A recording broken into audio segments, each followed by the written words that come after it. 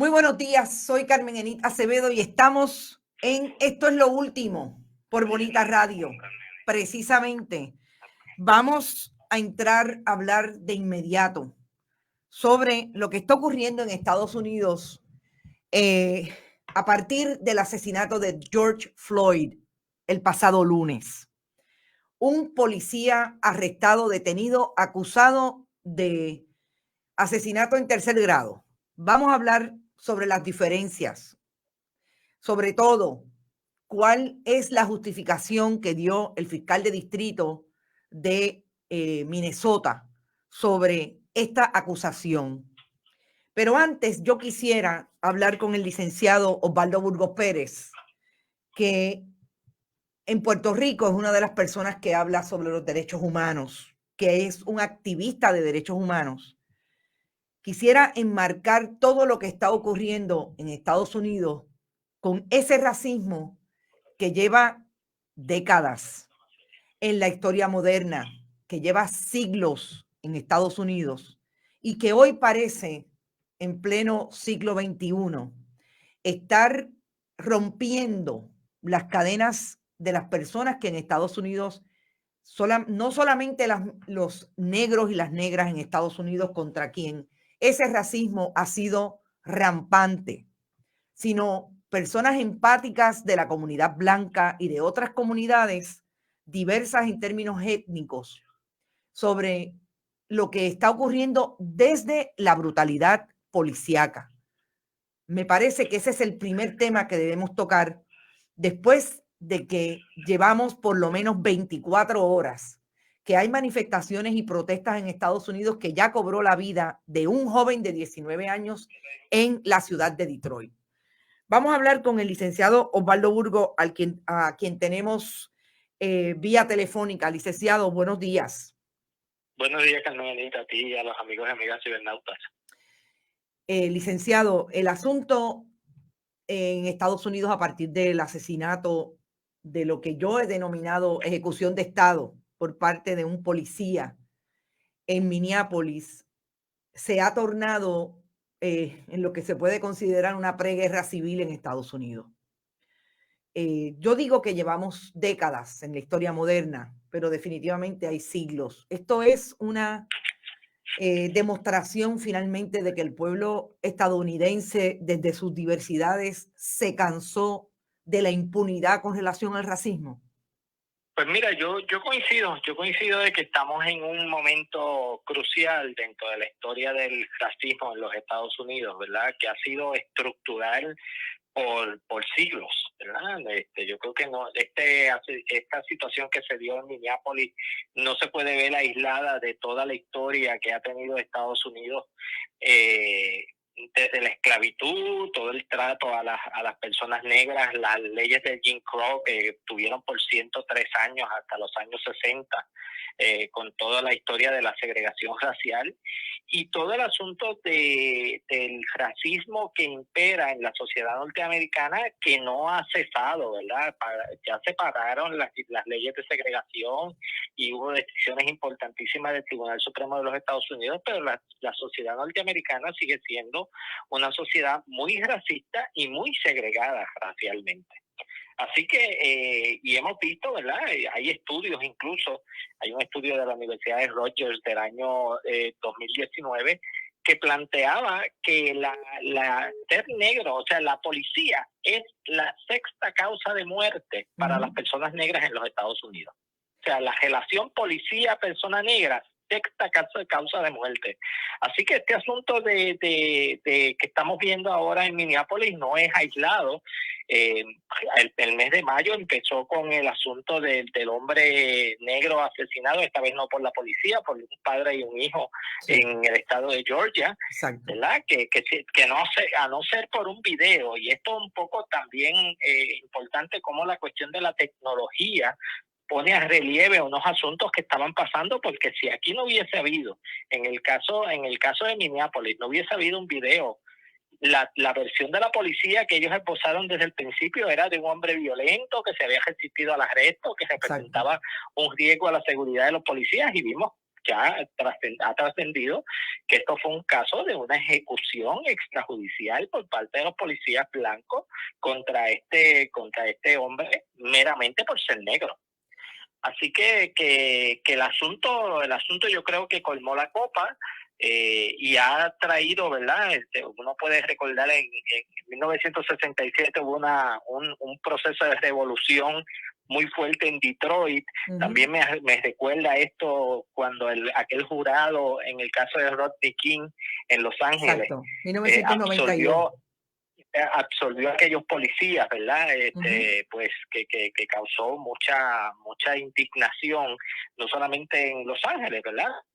Pero recordamos aquella revolución que hubo, pero fueron muy, en aquellos momentos fueron bastante enfocadas.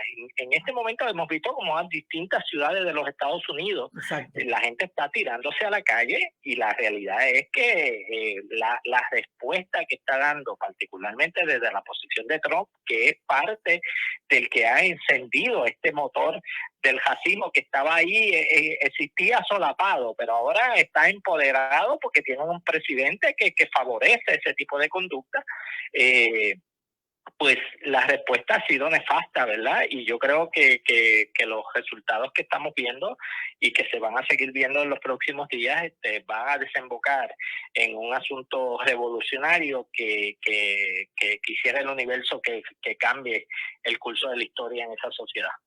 Licenciado, yo anoche tuve la oportunidad de quedarme hasta bastante tarde viendo las manifestaciones y sobre todo me llamó la atención las coberturas que hizo CNN, cuyo crew de trabajo con el colega periodista Omar Jiménez, de ascendencia colombiana, negro, también fue detenido en medio de las manifestaciones en la madrugada de ayer, mientras precisamente estaba entrevistando a la alta oficialidad de la policía de Minnesota, de Minneapolis, relacionado a lo que estaba ocurriendo en la ciudad.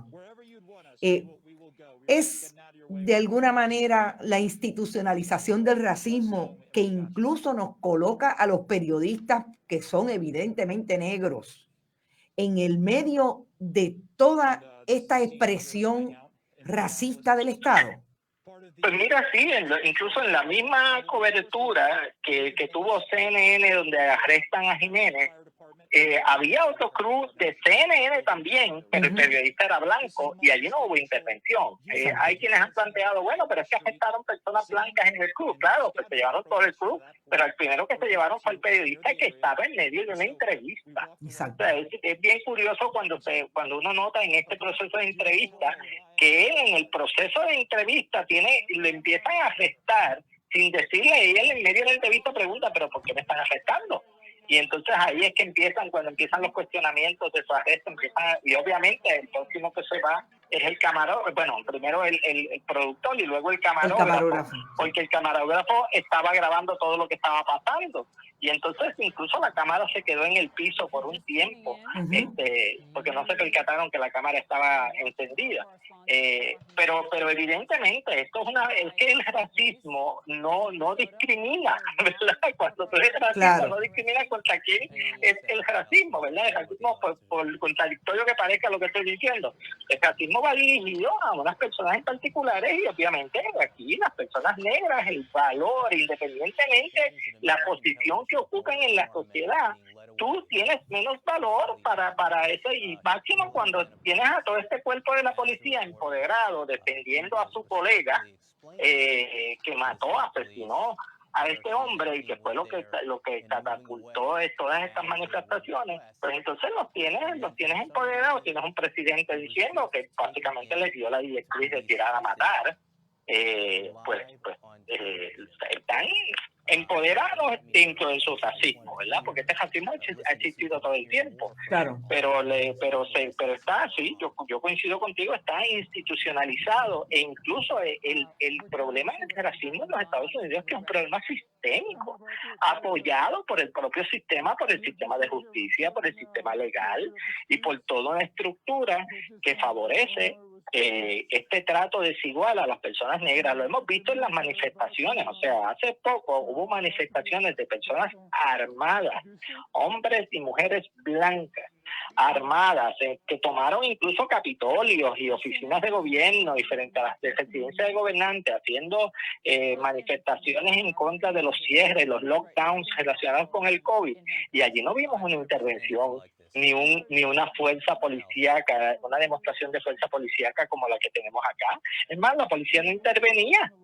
Exacto. Y acá lo que hemos visto es que las personas por meramente están en la calle y o sea, esto parece un escenario de guerra, el que han iniciado las fuerzas especiales de la policía que le han lanzado contra estos manifestantes. Incluso yo he visto videos donde están disparando con balas de goma, pero Sí. sin parar. O sea, una cuestión, yo vi un video ayer temprano, que era un oficial de estos de lo que aquí sería el equivalente a la fuerza de choque, una unidad especializada, lanzando balas de goma, pero sin parar. O sea, eran cientos de balas de goma que estaban siendo lanzadas por minuto. O sea, una cosa bárbara.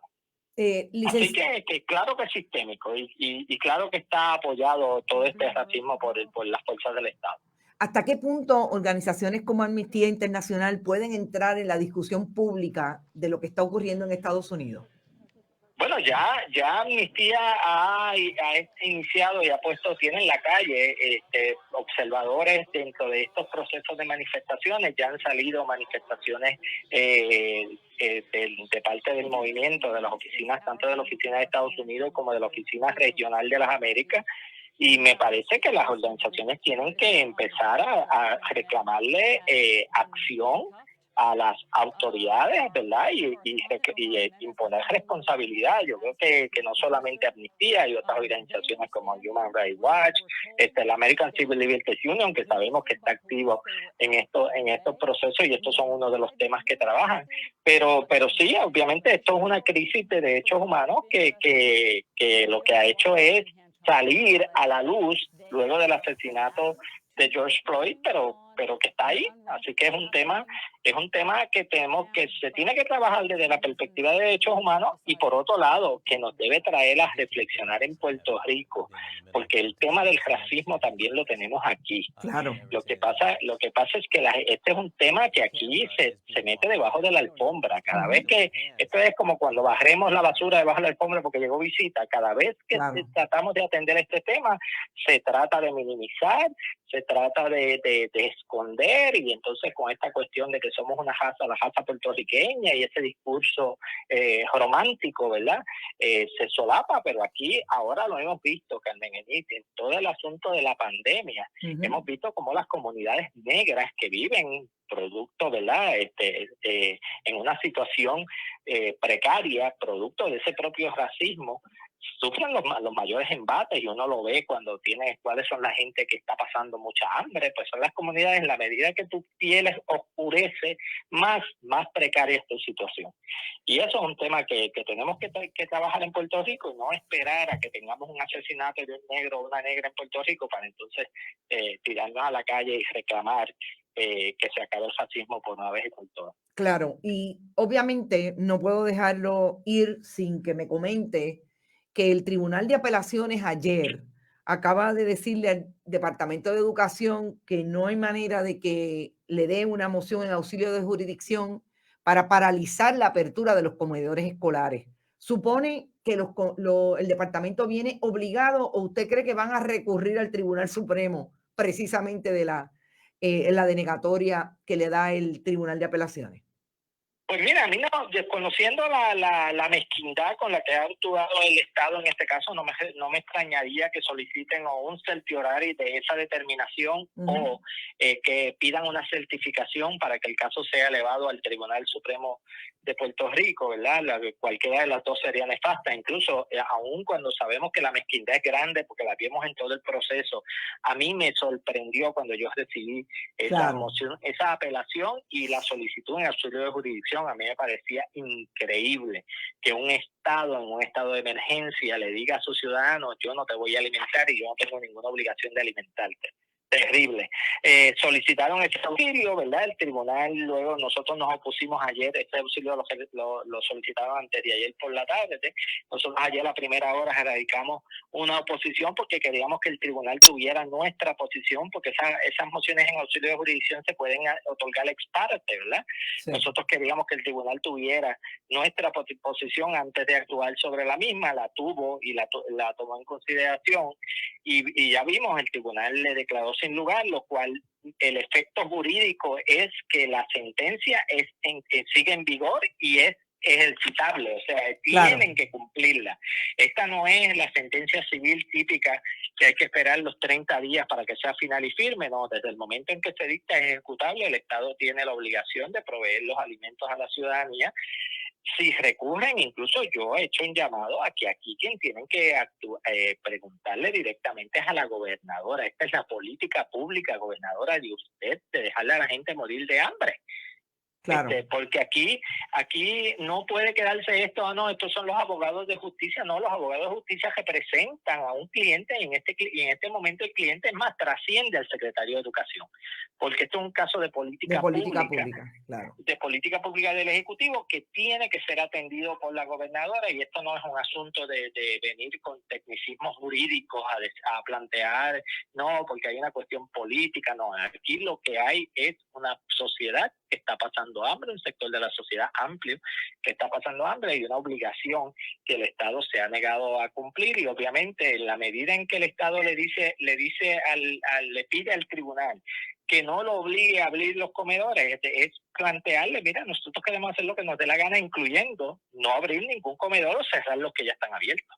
Porque incluso ellos en la vista del día 15 hablaron de la obligación, que no hay una obligación mientras los estudiantes están en las casas, ¿verdad? Ahora se acaba el año escolar y ellos van a plantear que en el verano, ¿verdad? Incluso lo plantearon en la vista, es erróneo, claro, pero lo plantearon en la vista, que en verano los muchachos están en la escuela, en la casa, y nadie reclama alimentos, lo cual es falso, sí, porque en verano sí hay unos programas que funcionan en verano, y esa expresión también se la escuchamos al director de campaña de la actual gobernadora. Sí, de Jorge Dávila. Así que Jorge Dávila también está por ahí, y hay que cuestionarle a la señora gobernadora directamente y de frente, que ella le diga al país si esa es la política pública que ella está promoviendo, de que la gente se muera de hambre y que ya no le importa lo que está pasando. Nosotros hemos empezado a utilizar una expresión que ni cuentan los vivos, ni cuentan los muertos, ni alimentan los vivos, ¿verdad? Porque y esto es parte de lo que pasó en el huracán María. Así que es terrible esto en el contexto de que ya el lunes comienza una temporada de huracanes. Así que exacto. Esto es importante, porque si ahora que hay la infraestructura, que hay luz, que hay agua, que las comunicaciones están abiertas, que hay forma de llegar a las comunidades, se niegan a proveer el alimento, yo no quiero imaginarme lo que pueda pasar en una situación similar a María. Bueno, licenciado, muchas gracias, y ya nos mantenemos a la voz. Manténganos informadas sobre lo que ocurre con ese caso igualmente. Así será. Bueno, muchas gracias al licenciado Osvaldo Burgos Pérez. Vamos a empezar por el tema del racismo, que es realmente lo que yo quería que fuera lo más importante para tocar hoy en este programa de Esto es lo Último. Antes voy a decir que recuerden, compartan, importante, vamos a hacer virales estos programas.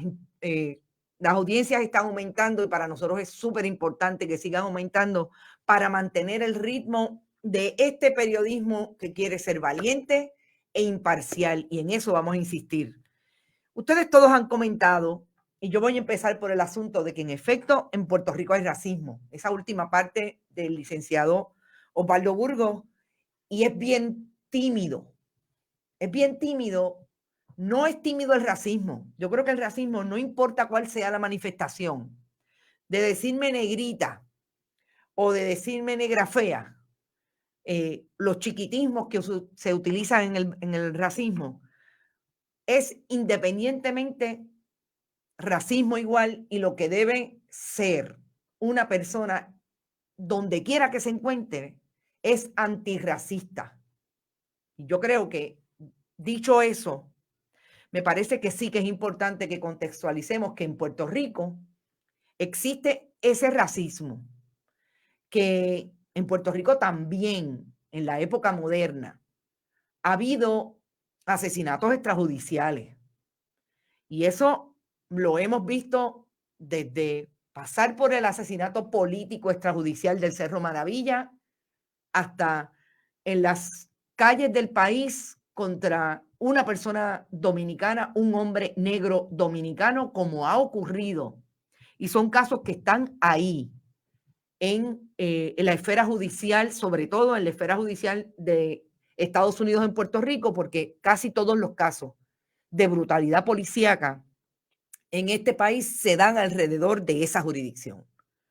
Dicho eso, yo creo y quería empezar a tocar lo que ayer no traje con relación al arresto de Omar Jiménez. Fíjense que así de institucionalizado está el racismo que a una persona blanca dentro de ese crew no lo arrestan. Arrestan al hombre negro que está haciéndole las preguntas a los oficiales de Minneapolis. Es así de claro la institucionalidad del racismo.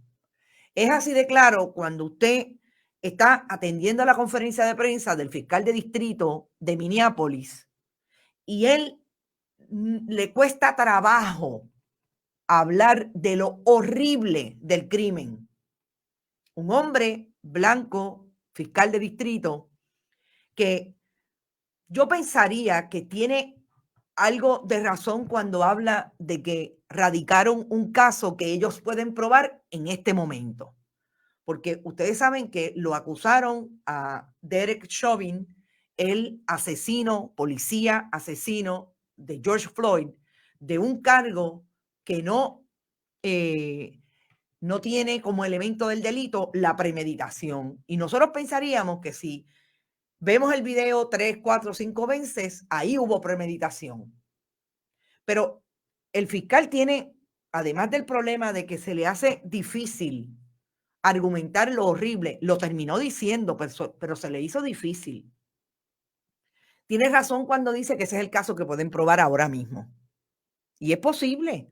Y cuando yo digo que tiene razón es porque obviamente ellos conocen la prueba y aquí entra algo que vuelve a establecer lo sistémico de este asunto del racismo.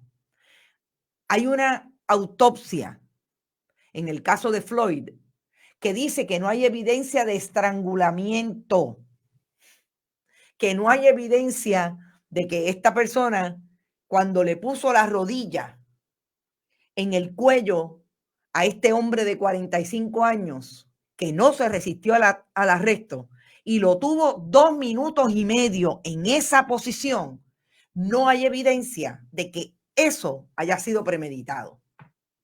Cuando el fiscal yo lo escucho hablar de que este es el caso que podemos probar hoy, sí, yo le puedo creer que si tiene a un forense diciendo eso en una autopsia de las últimas 48 horas, en efecto, él tiene un problema para establecer la premeditación. Ahora, importante en esa conferencia de prensa, que el caso sigue bajo investigación, no solamente con relación a Derek Chauvin, sino con relación a los otros 3 funcionarios de la policía que estuvieron con él en el momento de la detención, cuando Chauvin estaba con su rodilla sobre el cuello de este hombre. Todo eso es importante. Sí, es importante. Yo creo que las preguntas de los periodistas en esa conferencia de prensa dirigidas al fiscal de distrito, él pudo establecer que tiene que seguir la investigación contra aquellos 3, pero sobre todo con relación al propio asesinato, que en este momento, hasta ahora, es un asesinato en tercer grado, que no supone la intención. Claro, ¿por qué? Porque en la medida en que encuentren alguien que pueda cuestionar esa autopsia, todo eso sigue siendo evidencia que las partes tendrán derecho a llevarla al juicio y ya veremos en qué termina el asunto. Pero de que es terrible que así, a más de 72 horas del asesinato, un fiscal de distrito tenga que decir que lo que la gente vio, que lo que la gente tiene ante sí, que es un video que demuestra que no hubo resistencia al arresto, que demuestra cómo a este hombre lo tiran al piso boca abajo, estaba con sus manos atadas, esposado. No había manera de que se levantara y lo tuvieron 2 minutos y medio en esa posición con una rodilla sobre su cuello. La gente se lo cuestiona, sí, pero también tenemos que estar bien claros que el sistema, que yo insisto que está institucionalizado el racismo, tiene también unas defensas con relación a los derechos del acusado, en este caso versus las víctimas del delito. Y lo más terrible es que yo pienso que las víctimas del delito, en este caso, es el pueblo de Estados Unidos que está atónito por cómo en la época moderna es la brutalidad policíaca la que institucionaliza el racismo en Estados Unidos. Fíjense que a través de la historia, cuando uno estudia la historia del racismo en Estados Unidos, viene desde siglo XVI, esclavitud, 17, 18, linchamientos en una época en que Estados Unidos, a partir de la última década del siglo XIX hasta 1939, todas las leyes de Jim Crow, etcétera, habían linchamientos de la comunidad blanca contra la comunidad negra. Que después de eso vemos el movimiento de derechos civiles en los años 60. Ahí está la muerte en el 1968 de el líder en aquel momento de los derechos civiles, Martin Luther King. Que a partir de la década del 70, los 80, hasta el presente, se convierte en un problema de esa institucionalización del racismo a través de las policías de Estados Unidos. Como bien dice el licenciado Osvaldo Burgos Pérez, el asunto de Rodney King fue hace poco, un año más, 1991, poco menos de 30 años en Estados Unidos, que desató las protestas focalizadas alrededor de Los Ángeles. En este momento están en casi todas las grandes ciudades en Estados Unidos la gente en la calle. Y vamos a la diversidad de los protagonistas de esas protestas. Sí, no solamente son negros, son latinos, son orientales. Todas las imágenes que yo he visto son blancos, son diferentes, una diversidad brutal. Porque en efecto, entre la comunidad blanca en Estados Unidos también hay gente que piensa que esto es racismo del peor. Y esa diversidad se ve en las imágenes. Yo, la mayor parte de las imágenes que vi fue las de CNN. Y las de CNN no solamente eran los corre y corre que dice el licenciado Burgos, cuando la gente está tratando de protestar y la policía y la Guardia Nacional está de frente en el caso de Minneapolis. Era gente manifestándose, incluso en el caso de Atlanta, frente a CNN. Pero usted sabe por qué, porque la policía de Atlanta se metió en CNN buscando resguardo cuando las protestas los empujaron hacia allá. Entonces, no es que los que estaban protestando se fueron en contra de CNN, es que querían que la policía saliera. Eso es lo más increíble.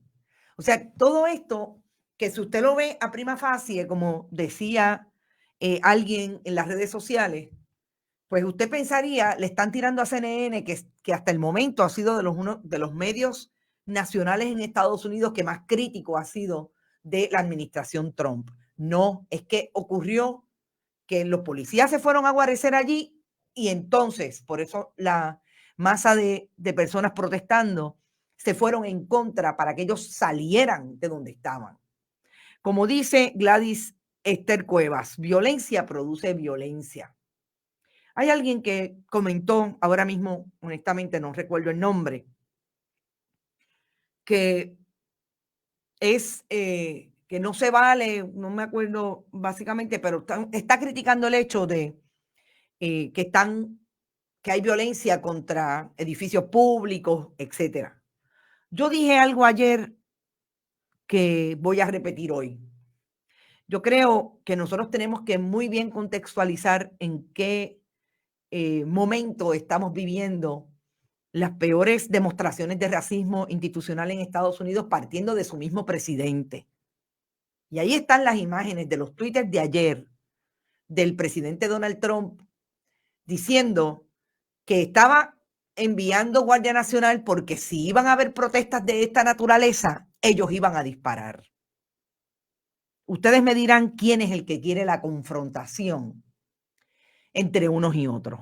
¿Quién es el que está enardeciendo los sentimientos de frustración y sobre todo de impunidad que ha tenido el pueblo de Estados Unidos alrededor de todos estos asuntos? Porque a la gente las matan en Estados Unidos por ser negra, porque a los hombres, porque a los jóvenes.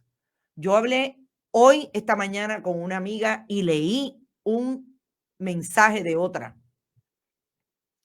que tiene 2 niños negros y vive en Estados Unidos. El temor que sienten unos y otros de salir a la calle. ¿Usted cree que se puede vivir de esa manera? Entonces, yo invito a que pensemos si esto no es el efecto de demasiados años de desigualdad, de violencia y de discrimen contra esas comunidades. En efecto, no solamente estamos viendo edificios incendiados, estamos viendo rabia, estamos viendo expresiones de dolor que no necesariamente se pueden paliar como usted y yo quisiéramos que se paliaran. Por eso es que yo soy muy cuidadosa cuando hago la crítica.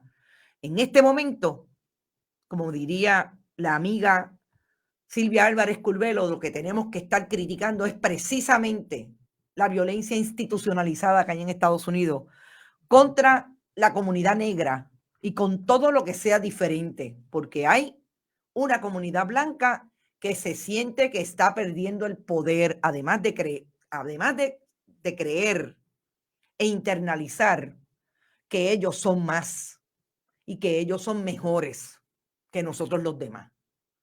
Así es que eso con relación al tema del racismo. Voy a ver si se me queda algo, porque realmente sé que es mucho. Por ahí están todos ustedes, está la diáspora, y a la diáspora la abrazo particularmente, porque sí, nosotros aquí en Puerto Rico vivimos el racismo. Y muchas comunidades nuestras, sobre todo las comunidades negras marginadas de siempre. Ahí está la marginalización de los negros en la pobreza en Puerto Rico. Lo hemos visto y nos llama la atención y también lo denunciamos. No creo que sea solamente de Estados Unidos, pero en este momento los que más están viviendo riesgo de sus vidas, de su calidad de vida puesta a diario, son nuestra diáspora que está allí en aquellos lugares donde en efecto han empezado hace mucho tiempo los asuntos de la semilla de esa revolución social. Y yo creo que, como decía ayer el filósofo teórico Cornel West en precisamente uno de los programas de CNN de la Universidad de Harvard, esta es la evidencia de que el experimento social de Estados Unidos se quebró. Este es el capitalismo salvaje quebrado, privilegiando el consumismo versus la calidad de vida de las personas que viven allí. Así que un abrazo inmenso a nuestra diáspora y aquí estamos para hablar, conversar sobre los asuntos, sobre todo analizar desde el punto de vista de lo más importante que es la vida y la calidad de todos nosotros frente al futuro de nuestros países. Luz Martínez, aquí vivimos el racismo hasta político. Gracias por tu comentario. Ramón Cardona, Trump saca a los racistas del closet y los valida. Lo peor que le ha sucedido a Estados Unidos, definitivamente es lo peor y ahí está.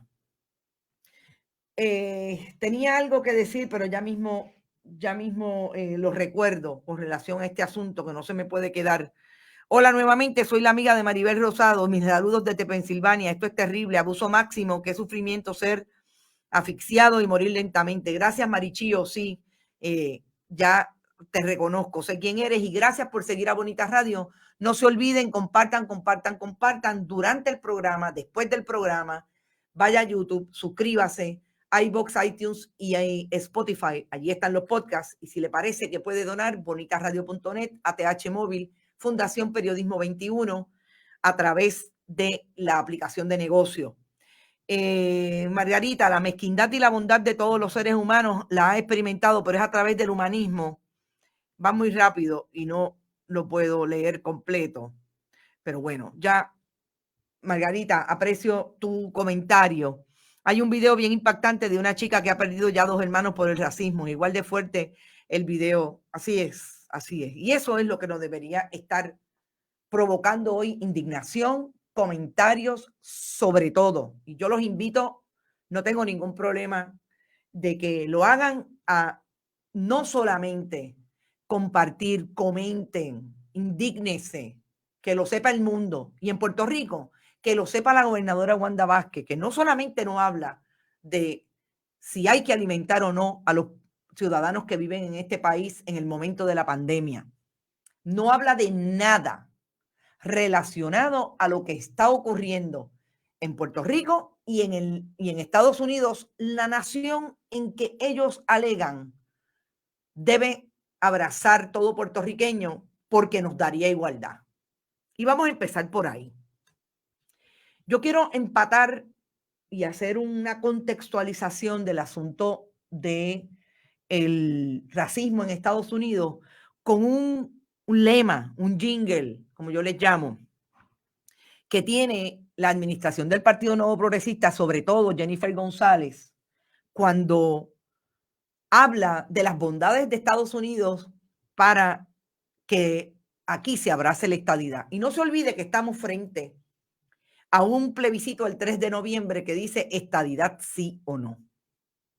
Y le voy a pedir a nuestro director que ponga, es bien breve, vamos a empezar con ese comentario de Jennifer González cuando en un momento le hablan de esa movida de la ciudadanía, de los ciudadanos de Puerto Rico, que son ciudadanos de Estados Unidos, para privilegiar el discurso de Estados Unidos. Vamos a escuchar bien sencillo lo que dice. Se van para los estados y de hecho la gente cuando se muda de Puerto Rico no se va para Cuba, para Venezuela, se van para los estados y de hecho la gente cuando se muda de Puerto Rico no se va para Cuba, para Venezuela, se van para los estados y de hecho la gente... Ustedes escucharon a Jennifer González decir que cuando los puertorriqueños se mudan de Puerto Rico, no se mudan para Cuba o para Venezuela. Qué interesante que Jennifer González hoy no ha dicho nada de esas imágenes que se producen en ciudades como Minneapolis, en Detroit, en Nueva York, en Chicago. Esas no son las imágenes de Cuba ni de Venezuela, Jennifer González. Son los policías, ciudadanos americanos, en su mayoría blancos, si no todos blancos, que han abusado, que han asesinado a hombres negros, a mujeres negras, sencillamente por su raza. Contextualizado a Puerto Rico, de eso es lo que estamos hablando. Y me encantaría escuchar qué tiene que decir Jennifer González, Pedro Pierluisi, la gobernadora Wanda Vázquez Garcet, sobre ese presidente que es su presidente, partiendo de su visión ideológica de lo que debe ser Puerto Rico. Entonces, como estamos en Puerto Rico ya, el análisis de hoy con relación a Puerto Rico va también a traer un video de lo que ocurrió ayer en una conferencia de prensa donde la gobernadora de Puerto Rico y su plana mayor, incluso el secretario de la Vivienda, Luis Carlos Fernández Trinchet, que estaban dando una conferencia de prensa y se fue la luz. Vamos a ver ese video y volvemos para volver a Puerto Rico. ¿Está listo el gobierno de Puerto Rico? ¿Qué hace el gobierno de Puerto Rico para estar listo con relación a la temporada de huracanes? ¿Y qué ha hecho con relación al COVID? Vamos al video.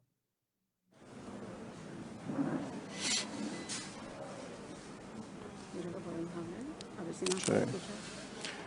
Bueno, seguimos. ¿Me escuchan? ¿Se escucha bien?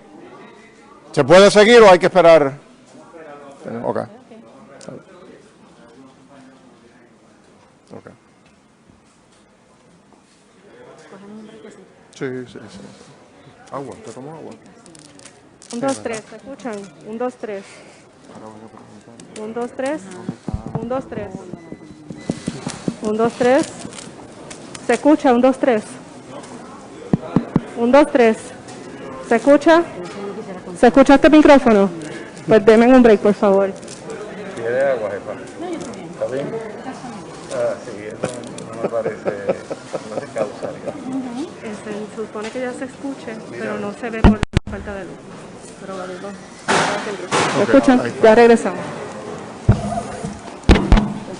Sí. Continuamos. Bueno, seguimos. La posición de la Junta ha sido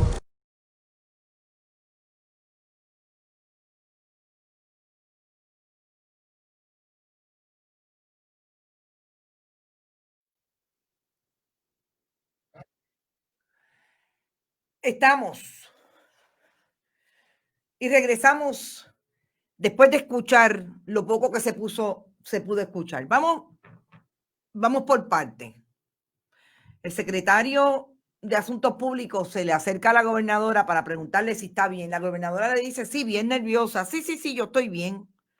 Yo estoy bien. Esta era la conferencia de prensa donde el gobierno de Puerto Rico le iba a decir al país que todo está bien organizado y que el gobierno no tiene ningún problema para empezar la semana que viene la temporada de huracanes. No solamente es injuria sobre ofensa que se haya ido la luz en el almacén de la Autoridad de Energía Eléctrica, es que el director de la autoridad, José Ortiz, acababa de salir de su presentación para decir que todo estaba listo y cuando se le pregunta por qué se fue la luz, dice que lo que pasó no fue que se fue la luz, fue que el generador que utilizan para esas facilidades falló. Bendito sea Dios. Es injuria sobre ofensa, pero como dice Carmen Bruselas, eso es justicia poética. Porque no están listos nada. Eso lo sabemos nosotros, que no están listos. Entonces insisten en querer decir que están listos cuando lo único que ha hecho la gobernadora Wanda Vázquez Garcet es hacer campaña a través de la pandemia, ir a los residenciales públicos, sobre todo a los residenciales públicos que ella puede controlar porque los administradores son PNP o pueden manipular el asunto para que no pase nada, para que no haya un huevazo como le pasó a Luis Fortuño o a los municipios que ella controla, como es el caso de Guaynabo. Es que además de esa manipulación mediática, insisten en manipular mediáticamente lo que es a todas luces que no están listos. Y José Ortiz dice esa barbaridad. Decía alguien, y ya lo votaron, ya recogió los motetes. No, porque es que a ellos les parece que todo está bien. Porque ellos piensan que el pueblo realmente no va a hacer nada ni a pensar que ellos lo están haciendo mal. Eso es lo que ellos piensan. Pero eso fue lo que ocurrió ayer en el medio de la conferencia de prensa. Mire, yo he escuchado varios videos. En este video se escucha a la gente riéndose. Yo escuché uno que no menos de 4 personas estaban de carcajadas con relación a lo que estaba ocurriendo. Decía, compartíamos el director y yo hace un rato, pero bueno, esas conferencias de prensa se llenan de gente que son amigos de ellos. ¿Usted sabe cuál es el problema? Y esto es bien interesante. Eso siempre lo hacen los partidos políticos cuando su gobernante, los partidos de gobierno, cuando su gobernante va a dar un mensaje o hay algo que debe ser supuestamente un mensaje positivo. La llenan de personas, sobre todo cuando van a las comunidades, de personas empáticas a su discurso. El problema es que yo no he visto una sola conferencia de prensa de la gobernadora que eso ocurra, porque yo creo que ni lo de ellos mismos se le quieren pegar en esas conferencias de prensa. Fíjese, y estoy casi segura que los que se estaban riendo allí, entre otros, eran los colegas periodistas y los camarógrafos, porque es que no se podía creer. pero es así, como dice Carmen Bruselas, justicia poética. Cintia Rosario, precisamente se va la luz porque se dañan generadores. Exactamente. Cuando él hizo esa explicación, yo decía, pero si eso es lo que le pasa cuando se va la luz, cuando tenemos una falla, que precisamente los generadores no funcionan. ¿Por qué? Porque ustedes no tienen control del sistema. Porque no hay mantenimiento, cuántas veces no lo ha dicho la UTIER, cuántas veces no lo han dicho los celadores, etcétera. El racismo no discrimina por partido, José Pepe, también será la foca. Sí, los que llaman la foca son los que están constantemente en el aplauso. Pero yo les diría que esas personas están también escasos en esta administración. Y como último, yo quiero dar una buena noticia, que es una buena noticia para el país, pero es una mala noticia para el gobierno de Puerto Rico. Ayer y hoy es portada en el periódico El Nuevo Día. Sale una información de un proyecto que hace tiempo le está haciendo muy bien al país, pero que parecería que el gobierno del Partido Nuevo Progresista no quiere hablar mucho de ello. ¿Será porque empezó la administración de Alejandro García Padilla antes? Hay un fideicomiso, ustedes saben, hay un fideicomiso que se conoce como el fideicomiso de la ciencia, específicamente el fideicomiso de la salud pública recoge diferentes organizaciones y una de ellas es el famoso proyecto que se hizo a partir de la Universidad de Puerto Rico, que está también dentro de todo lo que es el Centro Comprensivo de Cáncer, o sea, se gestiona a partir de ese proyecto que reúne todo lo que es la producción de energía, en el caso de ciencias moleculares, Fideicomiso de Salud Pública, Fideicomiso para Ciencia, Tecnología e Investigación de Puerto Rico. Pues la buena noticia es que este fideicomiso establece que a base de sus análisis, porque hicieron un proyecto de alianza con los diferentes laboratorios del país, privados, porque del de salud pública no tienen número. Fíjense lo importante que es esto.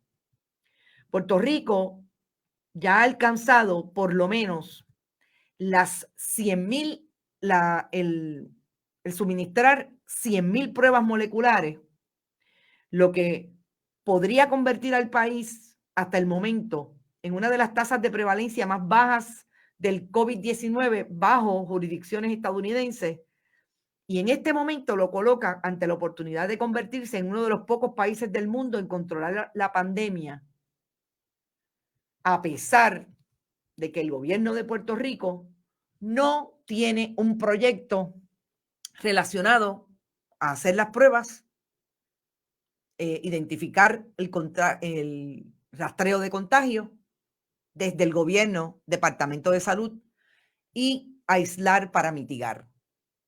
¿Por qué me parece importante? Porque precisamente nosotros siempre hemos hablado, desde que descubrimos que el rastreo comunitario está en manos de los municipios a través de los jóvenes epidemiólogos, que son esos proyectos que se han organizado a partir de organizaciones, valga la redundancia, como el Fideicomiso de Salud Pública y los municipios, los que han logrado que el país pueda de alguna manera controlar lo que puede ser los efectos súper negativos que son las muertes finalmente de esta pandemia. Todas las crisis adicionales y alrededor del COVID las hemos visto, el hambre es una de ellas.